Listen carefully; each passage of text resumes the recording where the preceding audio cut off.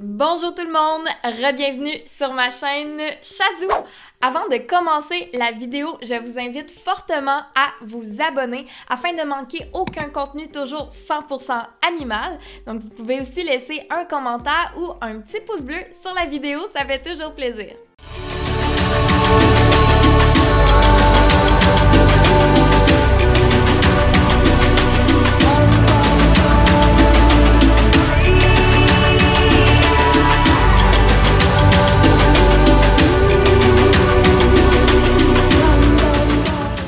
Vous le savez, sur Chazou, je suis passionnée par les animaux et c'est ce qui me pousse constamment à voyager un peu partout dans le monde. Lors de mon dernier voyage à Tenerife, une île enchanteresse baignée par la mer dans l'archipel des Canaries, j'ai vraiment été perturbée de voir autant de panneaux attrape-touristes vantant une espèce de centre d'amusement avec des animaux qui s'appelle Loro Parquet. Donc, après avoir fait mes recherches, j'étais comme « Wow, il y a des animaux, c'est sûr je veux aller voir ça sur l'île », mais je me suis rendu compte que c'était en fait un delphinarium.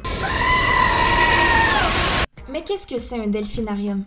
Il s'agit d'une installation conçue pour héberger, entraîner et présenter au public des dauphins et d'autres cétacés marins, comme des orques. Ces installations sont généralement des parcs aquatiques ou des aquariums spécialisés où les dauphins sont détenus en captivité dans des bassins d'eau. Les delphinariums proposent souvent des spectacles où les dauphins exécutent des tours et des acrobaties pour divertir les visiteurs.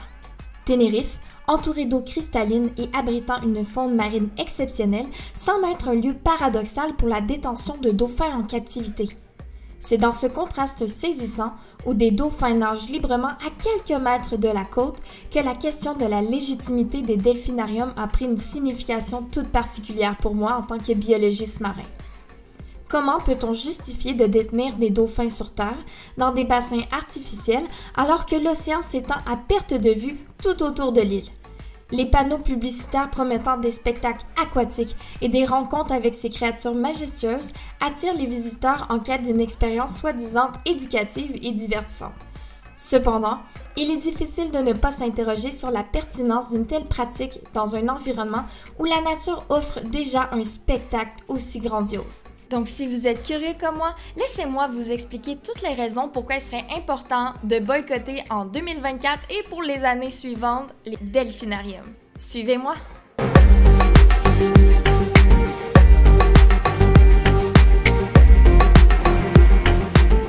Dans un premier temps, lorsqu'on aborde la question de l'espace limité dans les bassins des delphinariums, il est crucial de comprendre à quel point ces aspects peuvent avoir un impact significatif sur la santé physique et mentale des dauphins.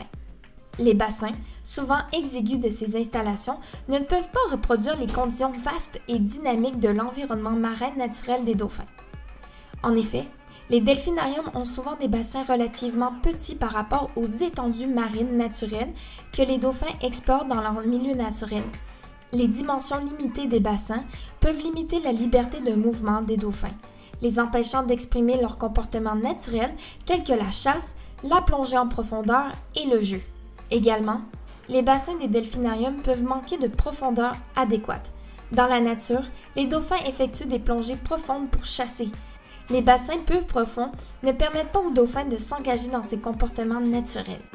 Aussi, le manque d'espace dans les bassins peut créer des problèmes de santé. L'un des plus connus, malheureusement, c'est l'affaissement de l'aileron dorsal, souvent rencontré chez les orques et chez les dauphins. Les scientifiques et les vétérinaires s'entendent tous pour dire que l'observation de cette drôle de condition est causée par le stress dû à la captivité. De plus, les exigences liées aux performances et au spectacle dans les delphinariums imposent aux dauphins de rester dans des espaces définis pour exécuter des tours. Cela peut accentuer davantage le sentiment de confinement car les dauphins sont contraints de rester dans des zones spécifiques pour répondre aux attentes des entraîneurs. Les espaces limités peuvent également affecter les relations sociales entre les dauphins. Dans la nature, ces animaux sociaux ont des interactions complexes et peuvent parcourir de grandes distances en groupe. La restriction de l'espace peut entraîner des conflits et des tensions entre les dauphins détenus dans un même bassin. Ces exemples soulignent l'inadéquation des bassins de delphinarium pour répondre aux besoins physiques, comportementaux, sociaux des dauphins. Outre la captivité inadéquate des dauphins dans ces installations, il est de mentionner l'entraînement forcé dans les delphinariums. En effet, certains delphinariums ont recours à des méthodes de renforcement négatif pour entraîner les dauphins. Cela peut impliquer la privation de nourriture en cas de non-exécution de comportements souhaités. Les dauphins, étant des animaux hautement motivés par la nourriture, peuvent être soumis à un stress important lorsque l'accès à la nourriture est conditionné à la performance de tours spécifiques. Les dauphins peuvent être contraints à obéir plutôt que de répondre à des stimulations naturelles, remettant en question la légitimité de ces performances dans le contexte de l'éducation et du divertissement.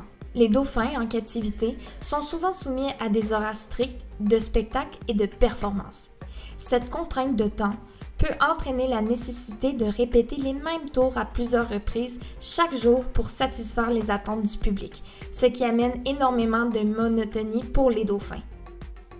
Par conséquent, les défendeurs des droits des animaux, un peu comme moi, plaident en faveur d'approches beaucoup plus respectueuses pour nos animaux, soulignant que la présence de spectacles répétitifs et d'entraînement un peu douteux, c'est moyen pour le droit des animaux. Finalement, je voulais aborder avec vous le fait de l'éducation, qui est très important dans des institutions zoologiques ou dans les delphinariums, puisqu'il constitue le principal argument sur la fondation de telles installations. Certains delphinariums sont souvent critiqués pour mettre l'accent sur le divertissement au détriment des messages éducatifs et de conservation. Les spectacles de dauphins axés sur le divertissement sont souvent conçus pour attirer les visiteurs et générer des revenus, ce qui peut détourner l'attention du public des problèmes liés à la conservation marine. En mettant l'accent sur le divertissement, les delphinariums peuvent négliger de sensibiliser le public aux véritables défis auxquels sont confrontés les dauphins dans la nature, tels que la pollution des océans, la perte d'habitat, le changement climatique et d'autres menaces graves. Les comportements complexes des dauphins en liberté, tels que la communication sophistiquée, la chasse coopérative et la structure sociale, peuvent être difficiles à reproduire en captivité. Cela limite la capacité des delphinariums à éduquer de manière approfondie sur les aspects complexes de la vie des dauphins dans la nature. Pour observer ce genre de comportement et bien l'éduquer, il serait par exemple intéressant d'aller directement en mer avec des jumelles afin d'observer un pod, c'est-à-dire un groupe de dauphins, et d'observer leur structure familiale complexe. À la fin de cette vidéo, ce que je veux retenir, c'est est-ce que le boycottage aide vraiment quelque chose à la condition des dauphins dans les delphinariums?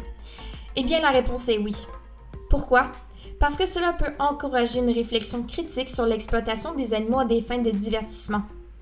En choisissant de ne pas visiter ces établissements, on contribue directement à exécuter une pression économique en montrant que la demande pour de telles attractions diminue. L'opposition publique au delphinarium peut inciter ces établissements à recevoir leurs pratiques et à prendre des mesures en faveur du bien-être animal.